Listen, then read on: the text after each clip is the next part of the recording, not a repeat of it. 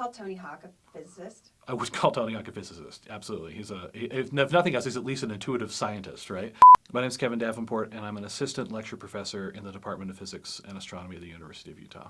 In vert skating, the goal is to get as much air as possible, so you're in the air long enough to do tricks, right? You want to be able to spin and do whatever you want to be able to do. The ruling principle of all of this skateboarding and just motion in general really is the conservation of energy. There's some fixed amount of energy that we have in a system. There's what's called potential energy, and then there's the energy of actually moving, kinetic energy. So on a skateboard ramp, you start at the top, and referenced to the bottom of the ramp, you have some amount of potential. And as soon as you step off and start falling, you are converting that into kinetic energy.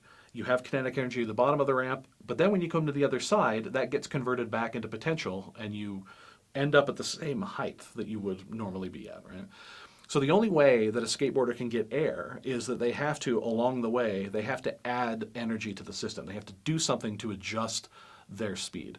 It's called pumping in skateboarding. If you watch how skateboarders like their body position, they'll go into that curve and they're kind of squatted down a little bit. And as they go up, they'll stand up. And they move their center of mass towards the center of the circle. And so what this is exploiting in physics is a concept of what's called the conservation of angular momentum. It's made up of two different pieces. One piece is this thing called the moment of inertia, which is basically how your mass is distributed in space. And the other thing is angular velocity, how fast you're going around the curve. When you go around a curve and you stand up, you are decreasing the moment of inertia, which means you increase your angular velocity. You will go faster when you come out of that curve. And every single time, they'll land and they'll squat down and stand up and squat down and stand up. And every single time they're doing that, they're increasing their velocity a little bit more and more and more. And they can get higher and higher and higher each time. The shape of a vert ramp is really important. It all stems from a really important kind of historical question that the greatest mathematical minds really thought about. Isaac Newton, Jacob Bernoulli, Galileo.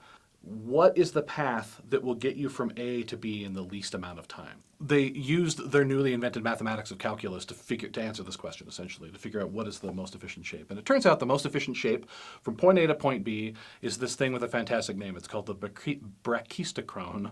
It's hard to say. If you imagine a wheel rotating and you just pick a point on the wheel and trace it as the wheel rotates, that's the shape that you'll make. But part of doing skateboarding and the whole vert drop thing is you don't want to get from point A to point B in the least amount of time. You want to get as fast as you can in the least amount of time. And by far, the path that you will take through space to get you as fast as possible is just to drop an object. And that's how a vert ramp is designed. You literally stand at the top and you fall into this curve, and then you move on the flat portion. In fact, Tony Hawk himself described it in a video as, the reason we do this is because we're lazy. We want to start up here and already have the speed going. So it's kind of like we're lazy. You could stand at the bottom of the ramp and pump back and forth and eventually get that high, or you could just start at the top of the ramp and get all the speed at once.